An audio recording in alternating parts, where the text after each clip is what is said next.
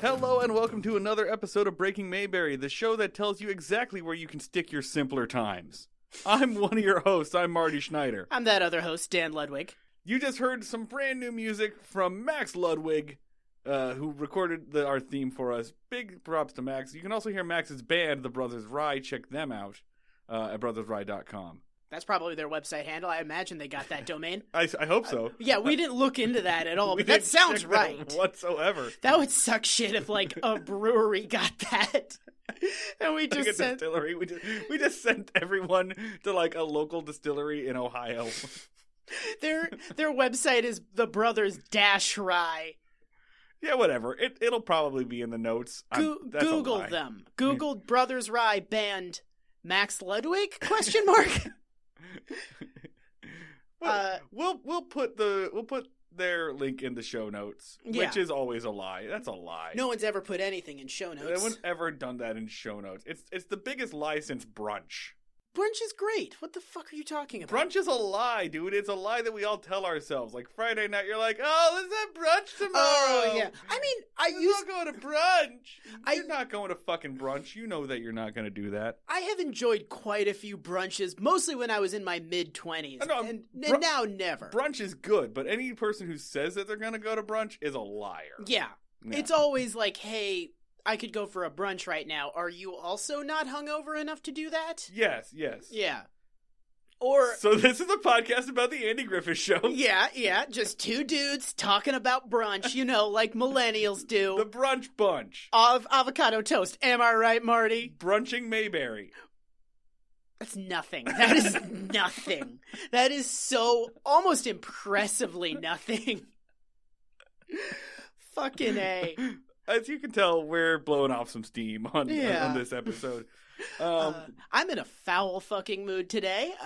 My work and personal life are terrible, so to really kind of express that, I ate a chicken skewer from 7-Eleven. If during this recording I start to become, like, pale or, like, wobbly... Should I bring in a bucket? You might want to bring in a bucket. Like... And my conscious brain told me to just get, like, the pizza or a taquito, and some primal, terrible part of my brain said, no, you deserve to eat a chicken skewer. Oh, my God, my man. Yeah, I can feel the temperature of my body changing. If my vision starts to narrow, I'm going to give you a heads up. What is your, like, angry food? I have, like, here in the city, there's a small chain called Crown Fried Chicken. Yeah. And Crown Fried Chicken is... one of those places where most of the time you go and you order from one side of a bulletproof glass. On the menu is mostly like fried chicken, but also all sorts of fried foods and all basically, it doesn't matter what you order because it's all cooked in the same fucking fryer. Yeah. It is so gross. It is repulsive. And it is about once a year, like when I'm like, this is the worst I'm going to fucking feel all year. I go to eat Crown Fried Chicken. Like, this is my dirtbag meal. The first meal I had in Philadelphia, the first meal I had alone in Philadelphia, when there was no one there to monitor my behavior, was a Crown Fried Chicken. I went and got an Italian cheeseburger, which is a cheesesteak roll, 2 burger patties put on that, then fries on top of that, then just kind of lightly grazed with indistinguishable material, sauces, greases of something. And I ate it all in one sitting and then fell asleep on my keyboard. I haven't really gone to Crown Fried Chicken since. It's a terrible institution. It's a horrible place. And yeah, about once a year when I'm like, yeah, you fucking deserve this, you piece of shit. Yeah. Like, when my self-loathing is real heavy, that's where I go. I don't think I have, like, angry foods. I think on a rare occasions I punish myself with food. Mostly it's comfort. I don't know what this is a first for me. I'm excited to see where this journey takes me.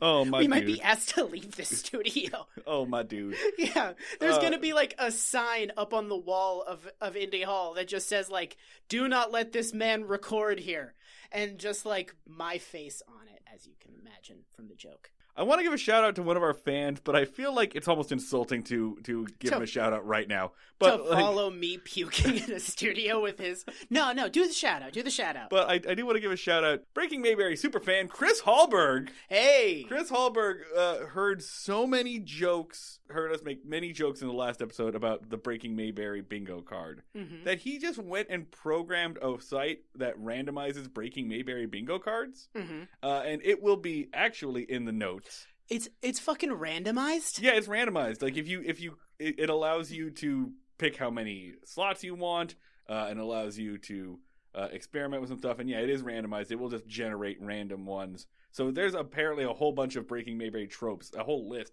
that he thought of, and they will randomize it for you. The free space is, of course, Bob Sweeney. Yeah. And now that I think about it, I should have saved free space on the Breaking Mayberry bingo card, Bob Sweeney, for later in the episode. But fuck me. That would have been a whole thing to explain, because then you would have had to, circle back and do the bingo card. There's a bingo card. Check that shit out. Yeah, anyway, those notes... Link in the description. Links will be in the description. But right now, hit pause if you want to play along. Hit pause. Go make yourself a bingo card and play this episode. Click that link that will definitely be in the description. I saw that bingo card and then immediately convinced myself to forget every part of it, because I don't want to know too much about it. Yeah. Because if I know that it exists, I'm going to start trying to direct the show towards the bingo card. Yeah. And that's going to be fucking terrible. That'll be one of those algorithm-written fucking YouTube videos. Yeah. Or most of Netflix's output. There's definitely never been an instance before of us getting in our head during the show and becoming inorganic. That'd be a first. Let's launch into today's episodes. We've probably got a twofer here. Yeah. One of which is an episode of TV. The other isn't. The other is a experience? The other is a trial of the will, which I failed. I passed out. Normally I watch them twice. I watched this one once, put my head on the table, and started skipping ahead. This is the first time I've hit skip. I made good use of the Amazon Prime skip 10 seconds button in this episode. Are we starting with the one that's something or the one that's nothing? Generally, our rule is that we start with the more interesting episode. Yeah. So it's also chronologically the first one. So we are starting with Andy and the new mayor. The new mayor. The evil mayor. The mayor. The shadow mayor. Not the mayor. Our beloved, tiny bear man. Our beloved roly-poly little fool. No, this is Andy and the mayor. Andy and the mayor. Yeah. Because he's sinister and evil. He kind of looks like the mayor, but more powerful. So he's learned to wield the necroblade and has achieved immortal life. Andy and the New Mayor originally airs October 15th, 1962, written by Harvey Bullock and R. Alan Safian, and directed by guy with a goatee and sunglasses making a Facebook Live post from the front seat of his Ford F-150, Bob Sweeney. Calls his pornography erotica, even though it's just Brazzers downloads, Bob Sweeney. And here is your one-sentence summary from Wikipedia. Mayor Roy Stoner, by the way, his name is Mayor Stoner. Nice. Mayor Roy Stoner does not like the way Andy does his job. In his overzealousness to find a harmless man released from jail, the mayor is treed by a bear. Come on! Damn it, Wikipedia! Come on, Wikipedia! Get your shit together! It's not even one whole 2 sentences! Fuck! I blame myself for this one. I should have stopped after one sentence. The new mayor does not like the way Andy does his job. The end. That's the description. God damn it. Wikipedia, you asshole. So this one's weird. This one's pretty weird and kind of confusing, and I'm kind of all over the map on how I feel about it. Also, real quick thing, a bit that we never actually followed through on is Batman critiquing Harvey Bullock's writing. His new character's a little thin, isn't it, Bullock? Just kind of a one-note antagonist. Doesn't really have a satisfying payoff. It just kind of ends. I don't really understand where you're going for with this. There's no conclusion. There's no falling action. Did you forget to write the last scene where they resolve the bear attack? Was that? And then he just disappears off into the night. It's like Bullock just shakes his fist out the window. Like, how do you keep finding me? No one asked your opinion, Batman. You're not with the Writers Guild. Scab! Batman would be a scab. Batman would fucking scab. Alright, so, this episode is weird. This episode is confusing, and I guess we're gonna slowly piece together what the fuck its moral is. So, as I mentioned last time, episode 2 closes on a Barney phone fucking Juanita joke, and episode 3 opens on a Barney phone fucking Juanita joke. Pretty explicit, too. Like, yeah, it's pretty much just a continuation, I think, is my headcanon. Yeah, I mean, like, he's just kind of, like, he's not like, hey, Juanita, do you want to go out on a date? He's like, hey, Juanita, I know a really great place by a lake where I can finger you in the back of my car. Like, it's pretty. He's not doing it like, do you want to go out and hold hands at the malt shop? He's like, do you want to go to some secluded woods together where it's dark and secluded? And my girlfriend can't find us? Yeah, it's so weird. And his breathing is really gross in this episode. Dumbnuts is making terrible choices.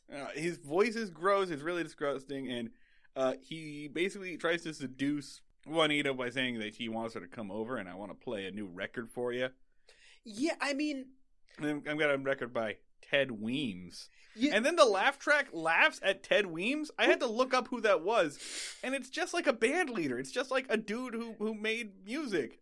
Is it just that his last name is Weems? What's the joke? Yeah, no, just like weird dated reference. And put that in our new segment. What's the fucking joke here? Yeah. Was Ted Wein funny?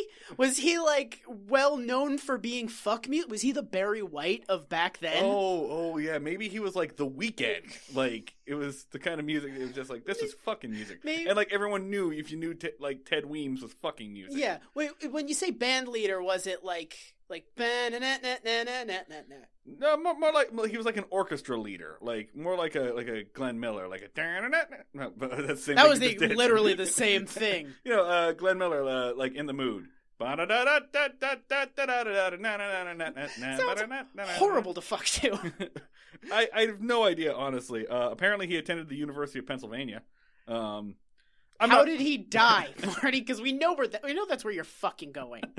He died of emphysema. That one's fine, actually. Yeah. I think it's not from smoking. Probably, yeah. Also, it doesn't count because Ted Weems isn't a guest star on this. Yeah. And so he's like, yeah, that Ted Weems is some real sultry stuff. It soothes the savage in me. It's so fucking gross, Barney. So, I know we harp about Barney cheating on his girlfriend a lot. Is there any other thing where a major character has been actively having or trying to have an affair? I think, like, there's Niles. Yeah, but Niles doesn't act on anything. He's just got a crush. Yeah, he's just very horny. The Fonz is constantly with other girls, but supposedly, like, his steady relationship is Pinky Tuscadero. Okay. But I think it's more that Pinky's also like hooking up with other dudes. They just kind of have like a real casual on and off thing. So yeah, I don't know. I can't think of a sitcom character whose whole thing is I want to cheat so badly, because I think we recognize that that's a disgusting thing and like not a thing for our likable protagonist to do. It's insane. Like, I know, like, I harp about this constantly. It's so weird. It's so fucking weird. It's so weird that people weren't like up in arms about this. They would be like, I don't want my kids watching the Andy Griffith Show, which promotes infidelity. And it's so weird because this is the family values show. Yeah. This is like the show about how America should be. Yeah. Like, there was cursing on TV. I need to phone up my local TV station. Barney, try to fuck someone that's not your girlfriend. Go get it in, my boy. Bust that nut. All right. And the other important part of this scene is we learn that Barney's wearing a new aftershave and everyone fucking hates it. Yeah. It's basically the sexual panther. Yeah. From Anchorman. Yeah, it's what was it? Steel Panther. Steel Panther. From Anchorman. Yeah. I don't think either of us got that right, but we're not going to look it up. No, fuck that. It's called Paris Nights. It's famous stuff. Andy gives him some shit about the cologne. Everyone kind of agrees that this cologne smells like paint or paint thinner. Yeah. And Andy's like, what the fuck, dude? You smell awful. he checks his watch, and there's someone in the jail. It's Jess Morgan. Yeah. Jess Morgan is a moonshiner, because that's the only crime in Mayberry. Do they specify that Jess Morgan is a moonshiner? Because Yes. I was on the lookout for that and I didn't hear They anything. specify that he's a moonshiner, and he even says, like, moonshining's just my side gig. It never really hurt anyone. Yeah. Like, They really go out of their way to establish in no uncertain terms, moonshining is a victimless crime that everyone is cool with. yeah, not only that, everyone but Ben Weaver, because Yeah. Ben Weaver owns a liquor store. And not only that, but, like, Andy, the whole point of this, the whole plot of this is that Andy is letting Jess out of jail kind of early. He's letting him split his sentence in two. Mhm. He's letting him serve a little bit of his sentence now, go home, put his crops away so they don't rot. so they don't rot or freeze before it gets too cold, then come back and serve the rest of his sentence. Yeah. So, to be clear here, this is a sustenance farmer who has no money Yeah. and, like, will die. Mhm. Will die if he does not get those vegetables into the barn. Yeah. And Andy is arresting him because he has a side hustle selling moonshine. Yeah. Like, the moonshiners in this have good fucking reason to be running moonshine. Yeah. Ah. They're all so all right. Okay. All right. So the primary conflict is, should Andy have let this moonshiner go out of jail? Split his sentence. Split his sentence. Which, like, we're all just kind of at home like, yeah, Andy, let him split his sentence. That's so benevolent of you. But also, like, if he can make decisions on who deserves to be in jail and when they should be in jail, why the fuck is he arresting these people? Yeah, you shouldn't arrest him at all if that's the thing, right? Yeah, if it's no biggie and you don't really care, then just don't fucking arrest Then him. don't do it at all. Just why- be like, hey man, we gotta bust your still. What's the purpose of any of it then? Why, Like, it's doing like time out. it's established in this episode that Andy doesn't, like, fill out a release form. Yeah. None of So this there's is no done. records. He's literally just doing like, sit in the corner and think about what you've done. Yeah, so there's no record of him doing any of this. And none of them are like penitent. They're never like, I'm not gonna do it anymore. They're like, hey man, you got me. I'm gonna do this again. I'm just gonna try to not get caught, but not too hard because there's no consequences when I get caught. And Andy's like, cool, I don't really give a shit. That's the role. Yeah, and it's just like, then why are you doing any of What's this? the point of this? Yeah. So the other development is that Andy has a meeting with the new mayor, Mayor Stoner, and he's a little bit late. Like weed. Yeah, Mayor 420 plays it. Yeah. And Fingerless gloves. apparently that morning, Opie and Andy had gone fishing, and Opie's just walking around with a fish now. Just chilling with Just a hanging- fish. It's like it's a toy, like it's a yo-yo. And he's not even playing with it. He just kind of like holds it and just looks at it. It's just like, this sure is a fish I caught. He struck 2 kids with that fish on the way there. Like, he was just like, I gotta go do some stuff with this fish, and just like broadside slapped a boy with it, and then was like, all right, time to go eat this. So the mayor calls. Barney picks up the phone. The mayor's pissed because Andy is late for their meeting. Yeah. And Andy's like, well, that's no fucking big deal. Whatever. It's good for a man to get a little mad every now and then early in the morning. Strokes up the blood. It is, all right, Andy is bizarrely laconic He's so nonchalant about this. to the point of being fucking weird. Like, is he on a new med? Like, what the fuck is going on? It's super weird how Andy doesn't seem to give a shit about anything in this episode. Yeah. What I was going to say, we get to the mayor's office, and what I was going to say, Dan, is I kind of like the new mayor. I don't like the character, but I like the role that he plays. I like that Andy has an antagonist. Yeah. He is, there is someone with Authority over Andy that Andy now has to define his worldview against. Yes, yeah. So, like, there's a person there that can actually, other than Ben Weaver, whose, like, authority over Andy was always kind of weirdly defined. Yeah. Ben Weaver was always like, I know people! Yeah, I have vague rich people powers. Yeah. And meanwhile, the new mayor is like, I'm the fucking mayor. I'm your boss. Yes. So Yeah. the mayor has actual authority over Andy. This show was desperately in need of a Skeletor figure. And that's what he is. And And he's so uptight and angry about everything. And it makes Andy's weird, like, nonchalant laconicness, as you put it, just seems so much stranger. For example, right? So the mayor walks in, and the mayor is mad. He's really uptight. He's like, what the hell? Well, you're late. Where have you been? Andy gestures to how there are a bunch of empty chairs. Mm-hmm. And he says, I thought there was a meeting. And the mayor goes, yeah, there was a meeting an hour and 10 minutes ago. Yeah. And Andy's like, oh, I guess I took Opie fishing, and I lost track of time. How am I supposed to be on Andy's side here? That's very rude. That's so mean. It's not just one person here. It's apparently a whole group of people you kept waiting. And you're the sheriff who has been slowly consolidating power over the last 2 seasons. How am I supposed to be on Andy's side here at all? Oh, he was big dicking the new mayor.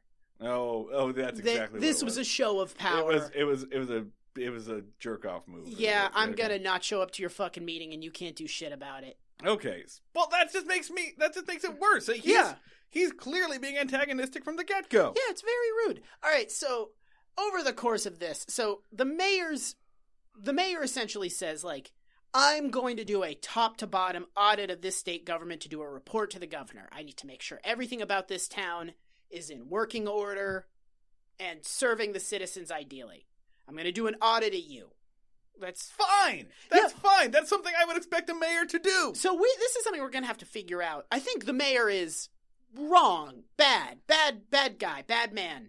But, like, the percentage to which he's wrong, because his basic argument is, like, the people deserve a well-functioning government that abides by the rules of a government.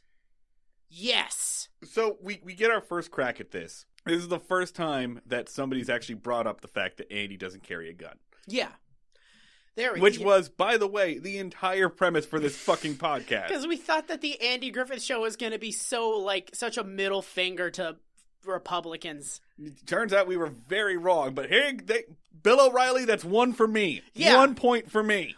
Just because you've run away with the game for the last... How long have you been doing this? Year and a half? It's almost 2 years now. Oh, yeah. For the last 2 years. We're on the board. So, yeah. Suck our dicks. So, yeah, the mayor makes it real clear, like, he's upset that Andy doesn't carry a gun. Yeah. He's really irritated by that. And Andy says, man, if I'm in a situation where I gotta shoot someone, I'll get a gun, but I don't need to just be walking around with my gun all the time. He doesn't necessarily make an anti-gun argument. It's not really an anti-gun argument. It's just more of a, because he doesn't say, there's that big thing that we're waiting for, which is just his reason to not carry a gun. Right. This isn't him justifying it. It's just him saying no. Yeah. Nuh-uh. I mean, it's the same argument he made for why he's not going to learn karate, where he's like, if someone's coming at me and trying to kill me, I'll just run away. Yeah, so it doesn't really carry a lot of weight, because it's like, well, what if there's a dangerous lunatic? Well, I'll leave, and then I'll go get a gun, and then I'll come back. And it's like, what if someone comes at you with a knife? I'll run away as fast as I can. I mean, okay, to be fair, like, this works for Andy because it's been proven that Andy has balls of steel and will just walk up to a fucking firearm. Yeah. Just, like, if you're shooting at him, he'll just walk right in. Yeah, that is true. He just has the power to just kind of, like, his power is just no one wants to shoot him. That's it. That's what it comes down to. He even says something like, over in London, the cops don't even carry guns. That line rules. Yeah, he's like, over in London, all they have are sticks. Do you want me and Barney to go get a couple of sticks? Which, like, I mean, yeah, that would be cool. Yeah, go fine. Go get some sticks. That sounds good. Yeah, he's just got such a middle finger and just such disdain for this dude. Yeah. Who has the same amount of disdain for them. That is the line that is fairly gun control. I think we mentioned it before. This is one of the few times when we've just seen Andy just have no respect for a guy. Yeah. Most of the time, even people he doesn't like, Andy's like got a little. Andy's just straight up giving, like, fuck this guy.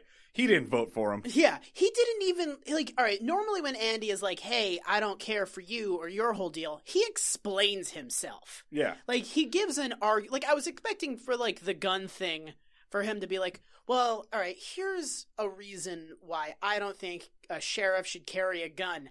And he's just like, nah, fuck you. Like, yeah, and he's like, well, why don't you document all of your arrests?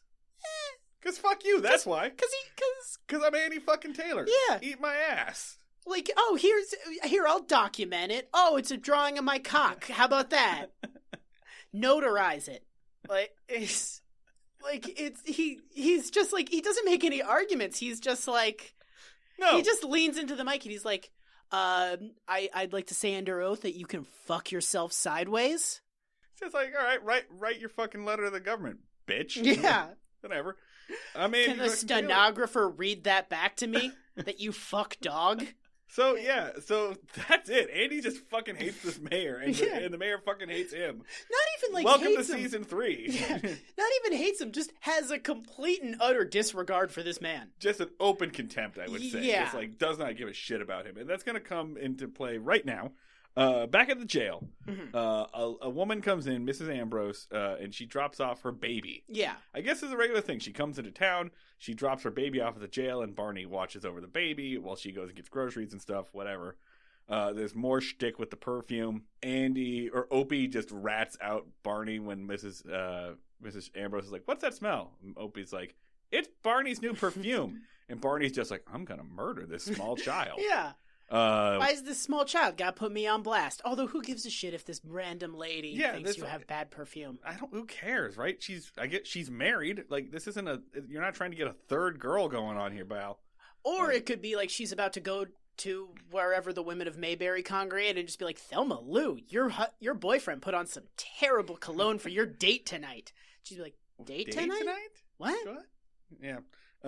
Speaking of which, we get more phone fucking with Juanita. She calls back, and oh my God, it just gets grosser and go. They start actually planning a date. They're gonna go, basically, as you said, go park up by the duck pond and fuck. Yeah.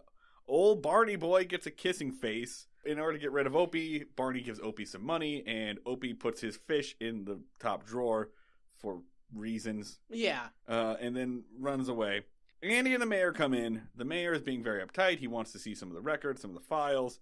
Barney's fumbling around. More stupid perfume gags, more Juanita gags. Finally, the payoff of the gag that I just mentioned. The mayor sits at the desk. He's about to write something down. He reaches into the drawer to get a pencil. Handful of fish. Yeah. But, Yeah. I laughed at it. Yeah. I thought it was pretty funny. Then the baby starts to cry. The payoff for Chekhov's fish kind of came a little early, don't you think, Bullock? You could have kind of let that stew for at least half a scene.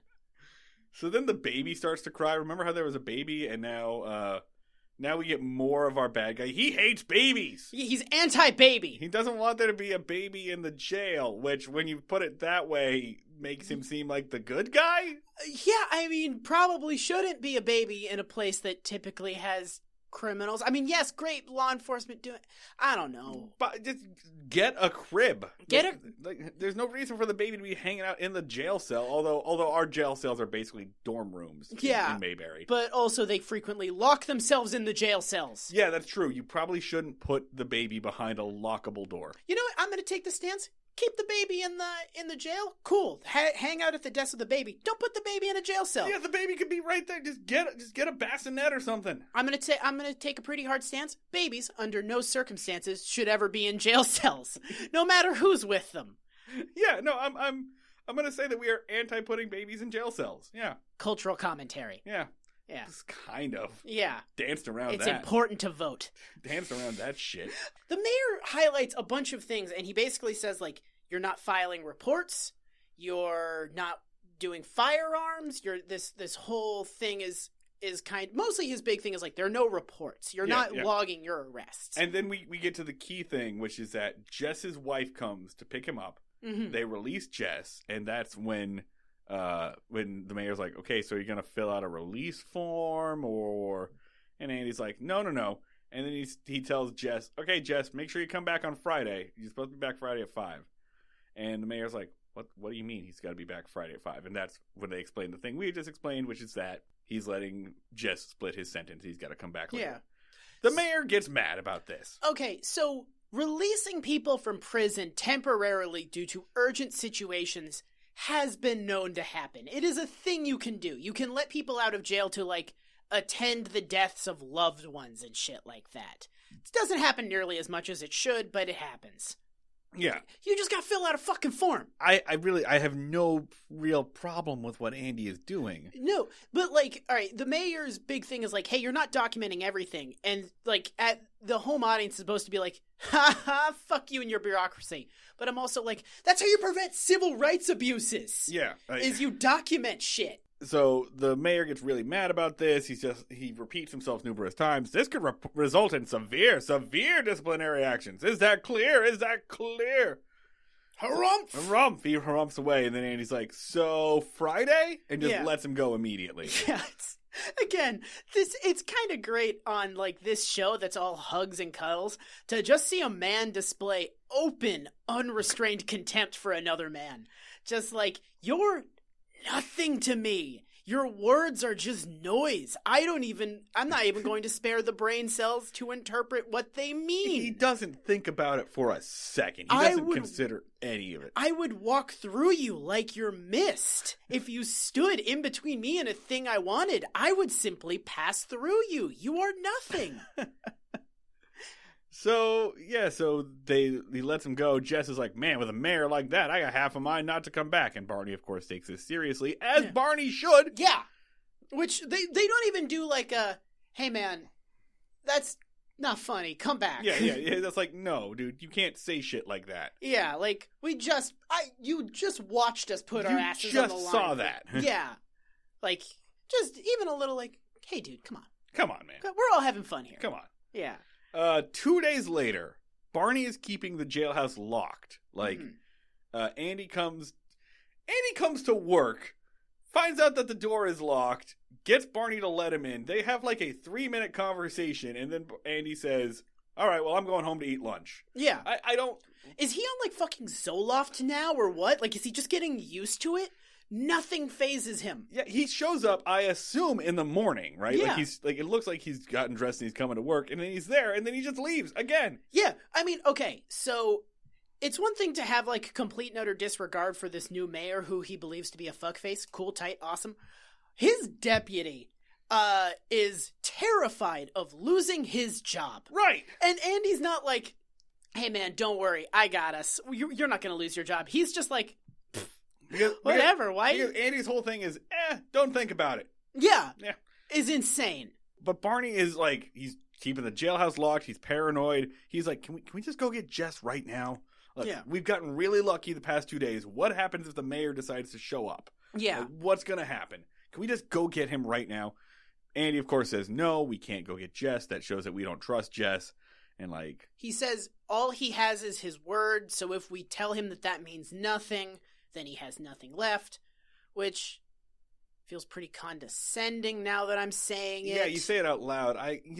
The overall theme of this show, of this season, it seems like, is something I generally like, which is like faith in people, having faith in other people. I'm okay with that.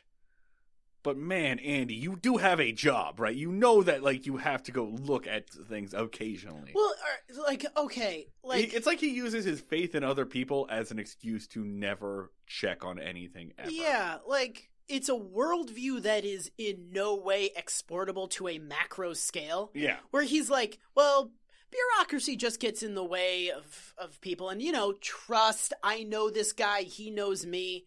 And it's like, all right, so this is a fucking worldview. Where if there's a lesson here, you can't apply it literally anywhere else. Outside the jailhouse, so like Andy leaves, right? He's like, well, fuck it, time for me to go home. Yeah. He leaves, he goes to eat lunch. The mayor is outside of the jailhouse, down the street at the barber shop. Yeah. He meets Barney on the street. Barney's trying to duck him, it doesn't work. And he says, I'm going to come by the jailhouse now. I want to go finish reading that file that you showed me the other day. Barney panics. Barney runs into the jail. He dives into the bed of the jail cell. He pretends that he's going to be Jess and asleep. So, it's a stupid plan. It's arguably worse. It's worse. Like, instead of it being, hey, the thing we told you was going to happen, it's, hey, let's do a completely different thing that is... Instead of it being what my boss giving you the middle finger, it's now me being horribly derelict in my duty. Yeah, it's just, now it's not just him that's like spiteful of you. It's both of us being completely incompetent. Let's replace some mild rebellion with some gross, dangerous negligence. Because it's like, if that guy choked or like had a heart attack, boom, dead. Yeah, so the mayor comes in. He's like, well, you left this fucking prisoner unguarded. What the hell? Jesus. So he leaves and also leaves the prisoner unguarded, but then again, it's not really his job. He gets mad and he leaves and he drives up to Andy's house. This is a die-hard ass plan of like, to cover up my bank robbery, I'm going to do a 9/11. Yeah, it's so fucking dumb. Like, Barney doesn't think, I mean, I'm gonna go ahead and just say it's in character because Barney doesn't have a lot of foresight ever. Yeah. So the mayor pulls up to Andy's house and he's just like, I went to the jail and I saw that there was no one there. And Andy's like, oh, well, here's the reason for that. And then he confesses. He's like, yeah, I did what I said I was going to do. I let Jess go. Yeah. The mayor puts two and two together. He's like, what do you mean you just let Jess go? Oh, you son of a bitch. Mayor's kind of smart. Mayor's pretty smart for an Andy Griffith Show character. Yeah. He's picking up on shit. He figures out what's going on. He says, get back there now.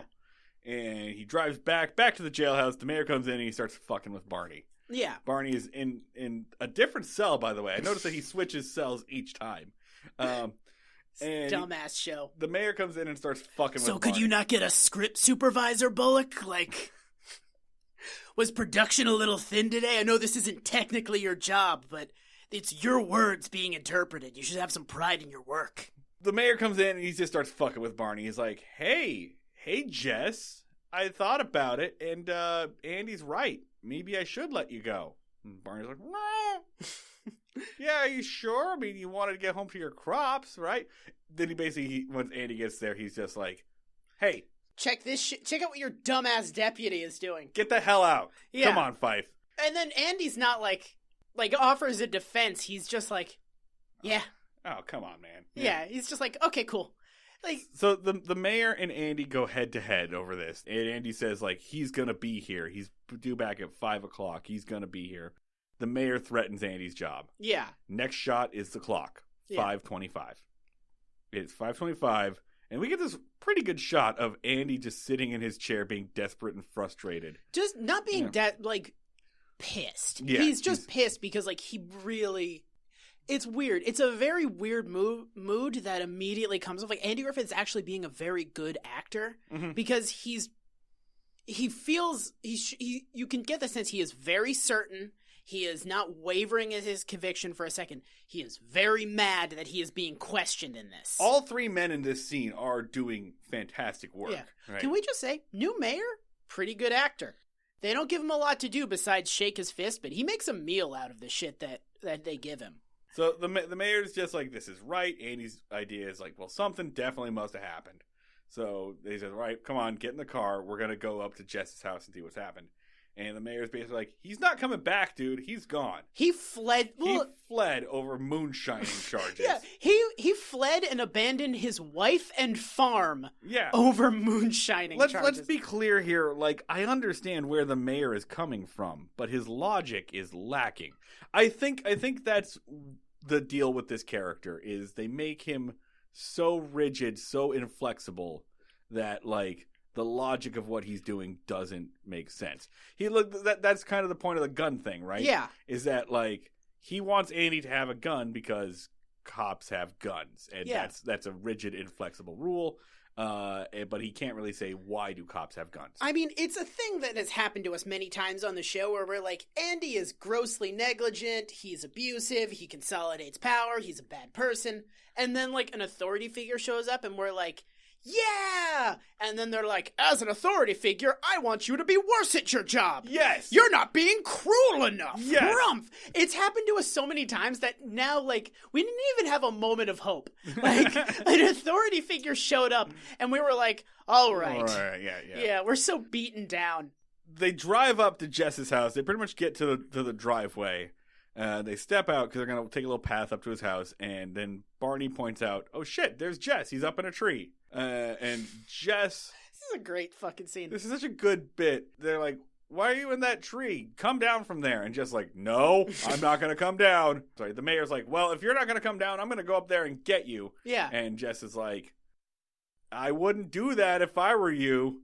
And Barney and Andy are just like, wonder why he's not coming down. Anyway, there's a bear. The mayor gets mauled by a fucking bear. The mayor... It's just like, they do one quick shot. They don't establish it for very long. They do one quick shot, and in the time it takes for the audience to say, is that a fucking bear? The mayor is just going down. He's just like, ah! Just like getting pulled down into a bush. The Revenant. It's like it's Leonardo DiCaprio in The Revenant. And by the way, let me point out, this is not like a man in a bear suit. It's not like they made a paper. No, it's a live bear. Fucking bear. They brought a live bear. I'm not unsure that they didn't have that bear actually attack that man a little bit. I don't think they told the guy that plays the mayor that there was going to be a bear. Or that it was going to be a real bear. Yeah, there's a real bear. And the mayor climbs up the tree, and he's like disheveled. He's fucked up, and... I kind of want you to bleep out the Wikipedia summary because it's pretty fucking funny that there's a bear there. There's a fucking bear. It's like, it comes out of nowhere. There's no fucking bear. There's no Chekhov's bear. There's not like a thing in the news where Andy's like, oh man, the bears are getting real rowdy this season. No. They've been chasing people into trees all over town. It's just like, man, how will Andy ever get out of this situation? Bear, fuck, bear. And then, like, the mayor climbs up the tree, which, by the way, bears famously not able to climb trees, right? They hate going up trees. There's been no record of a bear ever getting into a tree. That's definitely a thing they taught me as a small child, is if I'm ever attacked by a bear, get up in that tree. Just always up in that tree. Bears hate trees. So the mayor climbs up the tree. Operating by Pooh Bear logic. And Jess is just like, I tried to tell you, Mayor, which, no, you didn't. No, he very much doesn't. They're like, hey, Jess, come out of that tree. And he's like, no. And then they're like, why? And he's like, don't worry about it. And then they're like, they're like, we're going to come up that tree. That the mayor's like, I'm going to come up that tree. And he's like, oh, no, stop. Don't come up this tree. I'd hate that. He has like 3 or 4 lines, none of which are, there's a bear. There's a bear. He's not like, hey, I'm afraid. He's just like, just felt like being in this tree. Yeah, the tree. He doesn't act like he's scared of a bear. He just looks like he's just hanging out in a tree. I love this tree. This is my favorite tree. I'll come down when I'm goddamn done sitting in this tree. So, I mean, the bear, after mauling the mayor, chases Andy and Barney. And Andy and Barney get up on their roof. And the bear crawls into the back seat of the squad car. So let's make something very clear. The mayor is dead. The mayor's fucking dead. He's bleeding out. He's dead. His intestines are at the base of that tree. Listen, people that watch the episode are going to know this isn't true, but people that didn't are going to think that it's true. The mayor's fucking dead. They killed the mayor right away. I think this is the first on-screen fatality in Breaking Mayberry history, in Andy Griffith Show history. That guy died. The fuck? And Andy's still yelling at him. Yeah. Andy's just standing on top of the roof of the car, just screaming, "You fucking dick! Yeah. If you would listen to me, we wouldn't be here. There wouldn't be a bear in my fucking car if you would just listen to me," which is a bit of a stretch of logic, Andy. I feel like you're leaving out a couple of steps there, my dude. They would have had to go get him out of the tree. Right. He would have been in the tree regardless, because the bear wasn't there, because the mayor didn't be like, all right, before you go, I'm going to spray you with this bear lust spray. You know what would have been great is if the bear ran away because of Barney's perfume. Yes! Damn it! That would be an ending. I'm not saying it's going to be a good ending, but that would be an ending because the episode just ends like that. The episode just ends with Andy yelling on top of the fucking car with a bear in his car. Marty, we've established a new paradigm. You need to do all script notes in Batman voice. Sorry. So, you couldn't have done anything. You couldn't have put the A and the B plots back together here. We're just leaving that string dangling. Is that where we're going with this? You did 3 lines about the perfume. There was no payoff for the perfume. Why did you harp that much on the perfume? And then it just cuts to after. Yeah. There's literally a missing scene where they solve the bear problem. The most problem they've ever had. Literally, they've gone out of their way to explain how pickle confusion has been resolved, but when there's a bear attack, they're not like, and that's how we got rid of the bear. They're like, just really painted yourself into a corner here, didn't you, Bullock?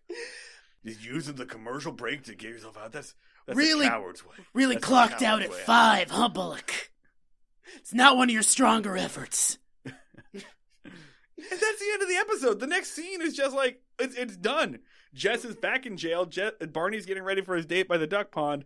And the gag is that the mayor is cock-blocking Barney because Andy comes in and he's like, oh, hey, you going somewhere? Oh, the mayor wants us to put up these no parking signs by the duck pond. More like the fuck pond. Am I right? Yeah.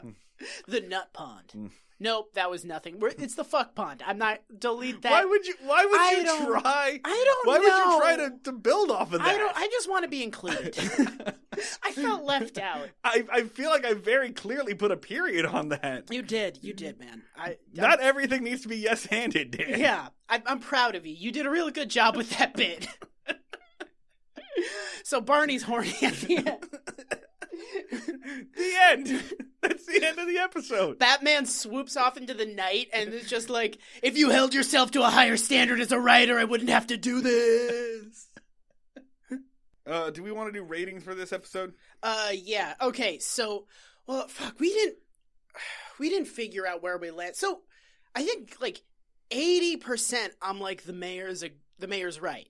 The mayor is right, but he, like, for the wrong reasons. He's right about the wrong things. He gets there, like, he's like, hey, you're not practicing proper, like, regulatory compliance.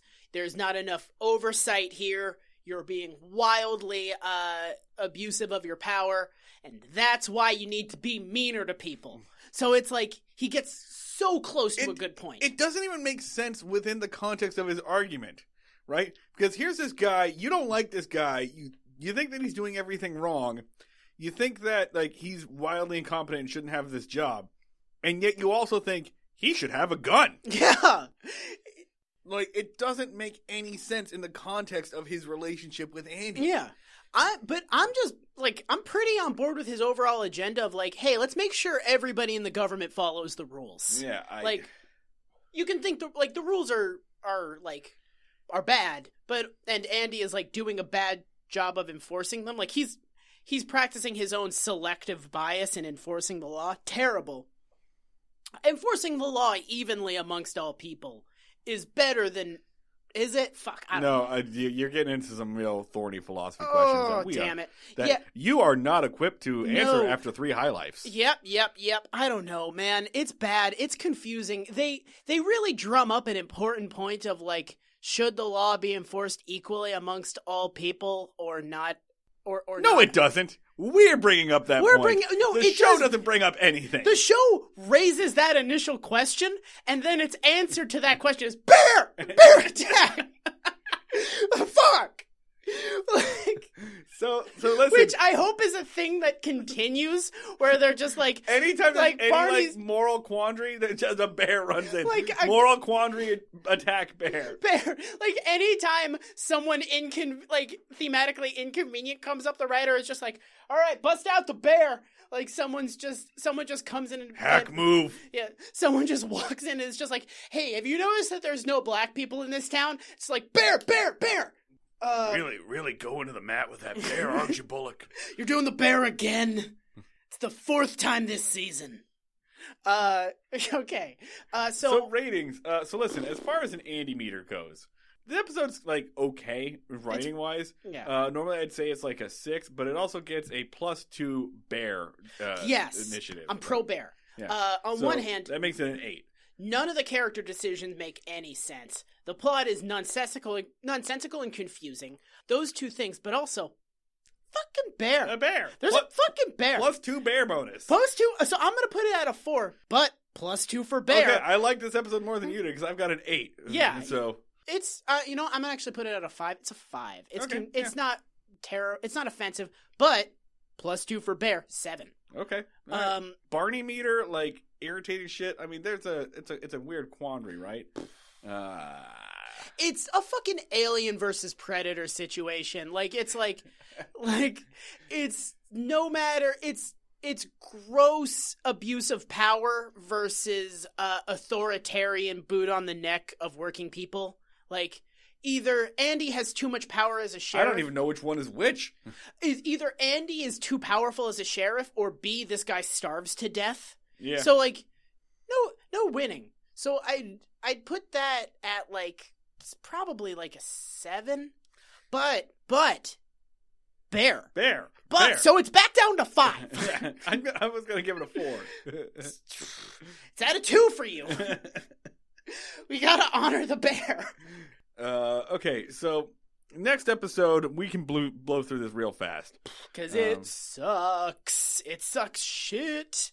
We can just do like the broad strokes and then kind of like talk about it, right? Yeah, I think so. Did you actually do show notes on this? I did show notes, but I don't give a shit. So let's go into this fucking garbage ass episode. So we are talking about season 3, episode 4, Andy and Opie Bachelors. Originally airs October 22nd, 1962. Written by Everett Greenbaum and Jim Fritzl, and these guys suck. These are the guys who wrote the pregnancy episode that didn't have a woman. Fuck, these guys suck shit. And directed by, he has very strong opinions about Family Court, which can be read in decal form on the back of his Ford F-150, Bob Sweeney. He has the words civility and decorum tattooed on his knuckles, Bob Sweeney. Those are like 8-letter words. I know, he's very bad at getting tattoos. They start at the pinky and then like run along the side of his hand.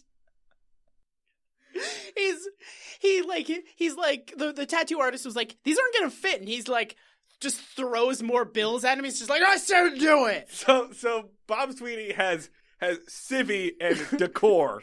Civvy and Deco tattooed on his hand. And people just keep bringing it up, and he's just like, the wrists, look at the wrists. So he wears a lot of driving gloves. So here's the 1-sentence summary from Wikipedia. Andy and Opie have Peggy take care of them while Aunt B is away. That's it! That's it! Okay, so can we just like fucking, like, that's as much, Wikipedia gave that very little description, and I think we should honor that tradition by just basically just saying, like...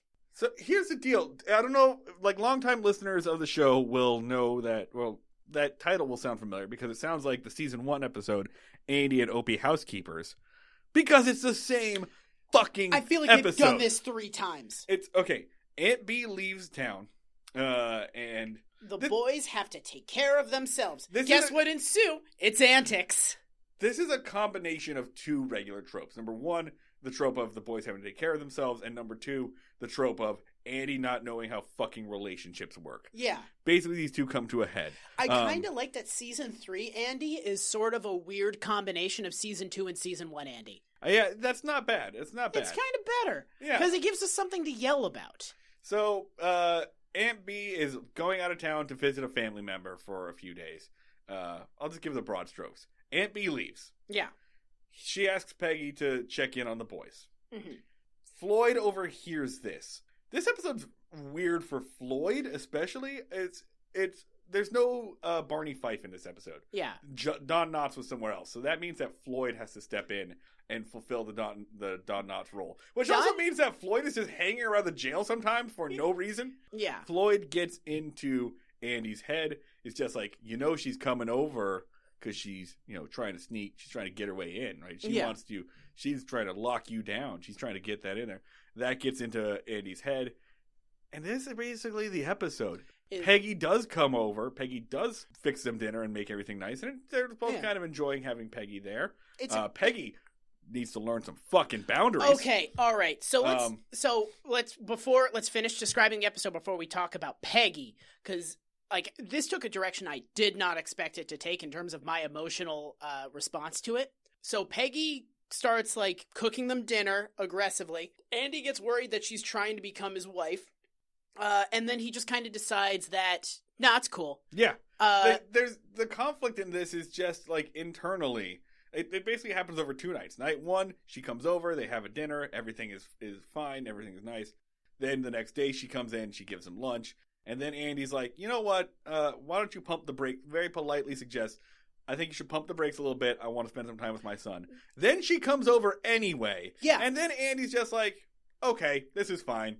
And that's it. Andy is very uncomfortable. Okay, so at the end, he just decides, you know what? I'm okay with this. Andy, he gives up. At the end, you kind of giving the benefit of the doubt, right? It's that Andy's like, you know what? I'm okay with whatever this turns out to be. Yeah. The first time I watched this, I was like, oh, Andy's been introduced to the concept of a casual relationship. But the second time I watched it, I was like, no, Andy just kind of decides whatever. He just backtracks on his beliefs for no reason. Yeah.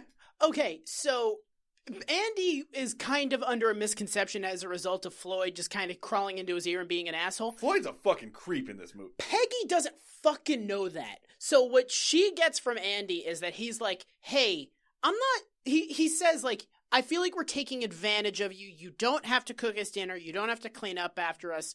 It's really fine. It's cool. You don't have to come over. And she's like, but I want to. You're not taking advantage of me. Andy is doing polite for, hey, I'm not comfortable with this. Yeah. Back off a little bit. And she's like, no. And then, like, he very clearly says, it's an excuse. It's not like the truth. But he very clearly says, hey, don't come over tonight. I want to spend some time with my son because we don't get to spend a lot of time just us. Yeah. Which is true. Like, he's a single dad, and he wants to spend time with his son. Yes, spending time with his son sucks, because his son is a dipshit, and yeah. like, he has nothing in common with his son, probably an issue that he should deal with. Yeah, I mean, there's a really kind of sad bit where, like, Opie's like, so should we talk? And they try to have a conversation, and they don't really have anything to have a conversation with. Because he's a child. Yeah, and then it's just, like, kind of... You find any good rocks lately? Which is just more reason why they should spend time together. Yeah. And then, but again, as you pointed out, she doesn't know that. She doesn't know that they're having a rough time, and then she shows up anyway. Okay, and at one point, Opie, like, she starts putting herself in a maternal role for Opie real aggressively. Immediately. Like, hardcore, to the point that Opie is like, hey, can you come tuck me into bed? And Andy's like, I don't know if I'm comfortable with that as a parent. And she's like, yes, I can do that. And she's not like, Andy, I really want to. She's like, I'll tell you what, Andy. No, I'll tell you what, Opie. Me and Andy will compromise. You'll go to bed right now, and I'll just tuck you in later. You know, compromise.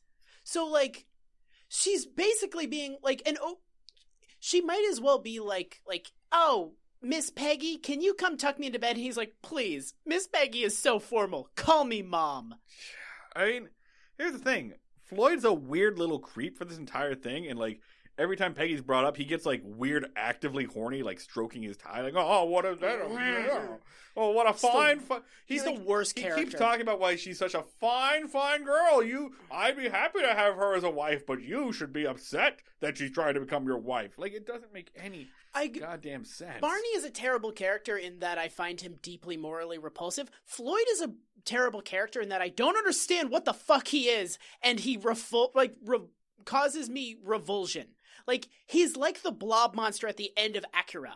Like, he's just like this, like whirling thing of just, like, flesh and tentacles. And I'm just like, what are you? Okay, first off, it's Akira, you fucking weeaboo. It's technically pronounced Acura. Shut the fuck up. How they, in the original Japanese. I'm gonna give you a wedgie. Subs, not dubs, motherfucker. And that's pretty much it, right? Like, I can, if we break this down scene by scene, like, there's a bunch of stuff in here that's just filler. The bus driver gets mad at Aunt Bea and yells so hard that it knocks an earring loose. Opie is hearing lies from the lying kid at school, whose name is Johnny Paul Jason. Who's telling him, basically just old wives. He's telling Opie that it's a good idea to chew on tar. Yeah. Which is, I feel like, attempted murder, a little bit. I will say my favorite part here is when they explain where Barney is. Because Barney's on vacation. Mm-hmm. Opie's like, well, what's he doing on vacation? And Andy points out that, well, he went to Raleigh and he's staying at the Y. He's staying at the YMCA. Mm-hmm. Which, as far as I understand, at that point means he's going for gay sex. Like, that's, as far as I can tell, that's what, Does that tradition go back as far as the 60s? I don't know if it does or not. Well, I mean, that song came out in, like, 1974, right? So, figured it was probably well known by that point. Here's the deal. If Barney wasn't going there for, like, hand jobs, what Andy actually describes is the most boring, sad existence possible. Because he says that, like, what he's going to do is he's going to book himself a room at the Y, and, then he'll come down and have some coffee and talk to some of the fellas, watch some TV, maybe, like, watch a few ping pong games, and then it'll be dinner time, and he might just go to the cafe at the Y and have himself a little sandwich and tapioca pudding. And I'm just like, is this what you think happens at the Y? Because the gay sex is so much better. Yeah. Like, why are you on vacation? This is why the Y exists. This is the way he describes it. It sounds like he went on vacation to Raleigh, stayed in a hostel, but never leaves the hostel. I'm not super familiar with the principle of the Y outside of its gay sex function. What the fuck is a Y? Is it just like a hotel? Is it just like a weird hotel? I think it was at one point in time, mostly like a hostel. Now the YMCA it's a gym. Like, yeah. I'm a member of my YMCA. Yeah. It's like a community center, basically. Yeah, it's like a gym and a community center. But, like, I guess it was just, like, throughout the 50s, 60s, and 70s. I know it's a place you go when you're recently divorced. Yeah, it was kind of like... It was kind of like it was like a halfway home, pretty much. Like a place where you would bunk with a bunch of other men. Do you think traditionally there's been, like, some sort of relationship between the recently divorced guys and the guys that are there for a quick hookup? I would say yes, and the word relationship has multiple meanings there. I would say, do you think, like, it was a tumultuous situation where they didn't get along, or do you think they kind of found... I like to think that they maybe found, like, some sort of peaceful, some nice coexistence. It also, like, the actual lyrics to YMCA make it sound like a homeless shelter where you get gay sex. Because it's just like, you're in a new town, pick yourself off the ground. There's a place you can go when you're short on your dough, and you will find many ways to have a good time. You will get yourself clean, you can have a good meal, you can do whatever you feel. Young man. So it was a place for men to be. It was just a men's club, but not like a gentleman's club, like which is a strip. Homeless men's club. Is the Y men only? Originally it was, yes. It was the YMCA stands for the Young Men's Christian Association. Huh. Learning so much about the YMCA. I mean, you're hearing this from my weird recollection memory, but yes. So that sounds like such a fucking bummer. Yeah, so, alright, do you want to talk about fucking Peggy? Because I feel like we're overdue to talk about fucking Peggy. Because this is the most clear... We've gotten one thing about Peggy, which is she's rich, she's a little bit pushy. Yeah. She did not take note... She very much resisted being ghosted. This is the second time that Peggy has not gotten a fucking hint. Yeah. Peggy... Alright, so this is the third AG girlfriend. This is Ellie, and then... Mary, and now Peggy. We got Peggy. Yeah. Like, Ellie, R.I.P., gone for not forgotten, pour one out. I think her definitive characteristic was she hated her fucking boyfriend. She was always mad at him. They had a terrible relationship. Mary's definitive characteristic was she didn't seem to totally be aware that she was in a relationship with Andy. I think. Yeah. And now Peggy's mean. Peggy's not a very good person. Peggy kind of combines the blandness of Mary and the spite of Ellie. Yeah, Peggy sucks. Peggy sucks shit. I fucking hate Peggy. What are they going for here? Like, oh, you know what people really love in women is, you know what people really love in a love interest? Boundary issues. And every time, like, Andy's like, well, I guess I shouldn't have boundaries. And I'm like, no. Yeah. Here's the real problem with this. Is like the conclusion of this does not end with Andy going, hey, listen, Floyd told me this thing and it got in my head and I kind of want to know, like, he does at one point just be like, why are you doing this? And she's like, because I want to. And, like, he should really be like, no, come on. Yeah. Why are you really doing this? Yeah. Like, Floyd's a weird little creep, but he's not proven wrong by the end of the episode. No. And if there had just been like a small conversation, there had just been a small conversation where Andy was like, what the fuck is going on? Like, what are you doing with this? Instead, here's what happens. Andy and Opie have a bad night together. They have a bad meal together, and they don't have any conversation, and so they're not enjoying it. And then Peggy shows up very specifically after being told not to show up. Yeah. And instead of being mad, Andy's like, cool, all right, well... And then everything suddenly becomes better. And Opie even asks, just like, what happened? You weren't in a good mood. I didn't want to talk. We weren't having fun. And then Peggy showed up. And Andy's like, well, I guess it's just because there's a woman in the house. Yeah. And then he's just like, I guess I'm okay with this. Yeah. And he says, we're just going to have fun and see, and that's it. His final conclusion is, well, it's better than the alternative. Yeah, that's not a good fucking point. And literally, if you had just... Okay. This 3 lines of dialogue between Andy and Peggy would have been fine because it would have given Andy a reason to change his mind. Okay, but also you're kind of acting like not having anything to talk about with a 9-year-old boy is like a severe problem. It's a 9-year-old boy and he's an adult man. No. He's not going to be like, so what do you think of the economy today? No, but I feel like I don't know, like you should be able to have a conversation I guess, with your like, son. talk about what happened at school. And they try that. And they're just like, school's fine. And instead of asking more questions, they just kind of stare at each other. Yeah. And, like, I know that we all have those relationships with our dads, but we shouldn't. I mean, okay, if you asked Opie, like, so what are you interested in right now? He'd be like... Frogs. He'd be like, I found this collection of sticks. And it would be like, cool.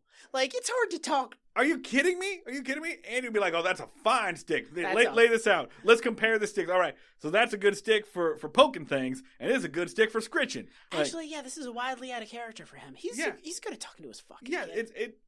Everybody's behaving very weirdly in this episode. Is this really what happens when you remove Barney from the equation? Yeah. Everything else, like, sucks up the void? Yeah, everybody has to be terrible to compensate for the lack of Barney. But, okay, so... When it becomes a thing about Andy having boundaries and her breaking the boundaries down, you would expect it to be like 1960s boundaries. Like, I don't want to talk about my feelings or something like that. But it's like, hey, I don't want you to insert yourself into a maternal role for my son. Like, she's breaking down very valid boundaries by today's standards. Yeah, like it's very and even then, Andy clearly says, I'm not looking for a wife. He tells Floyd, I'm not looking to get married right now. Yeah. I'm not looking for, the whole thing is Andy being like, I don't want a relationship right now. Which, however you feel about that, is just valid. Yeah. Like, he's clear about that to pretty much everyone but Peggy. He tried to break up with her the last episode. Yeah, they're not good for each other. No. Fucking, man, like, it's just... I have so many feelings about the relationships of characters on a show that has been off the air for 50 years. It's very bad. It's surprising. Like, I mean, because what it really comes down to is, like, how often do you see a TV show where, like, they're just like, hey, check out this kick-ass relationship. And you're like, wow, that relationship sucks shit. And the show is like, great, I know, right? It's awesome. It's one of those things. It's like Barney trying to cheat on his girlfriend, where it's just kind of like, I've never fucking seen this before. I've never seen that. Yeah. Normally, when a relationship on a TV show is ass, the show is like kind aware of how it's ass, with the notable exception of The Office. Well, you've got the like, I'll wear them down trope, the Stephen Urkel thing, where they just kind of like annoy you into dating them. Yeah. That's a whole different thing. Yeah. So it's not always that the show understands relationships are ass, but it's not like this blatant about it. And it took us a really long time to realize that Jim and Pam was a bad relationship. Like, it took us like a lot of YouTube videos to put 2 and 2 together. A lot of people had to write a lot of think pieces for it. Yeah, which it's just immediately apparent from one episode. There's like, oh wow, these people are fucking doomed. Yeah. All right, so I guess that's all Ratings? the yelling. Ratings. FIFO-meter. FIFO-meter's a 6 for me on this because it's really celebrating like a fucking like ruining of boundaries. Yeah, and it's very unhealthy. I'm going to put it at a 6 too, and just going to note the distinct lack of bear. You could have gotten some real Andy meter points if you just included a bear. If Peggy had been mauled by a bear. I would have ruled.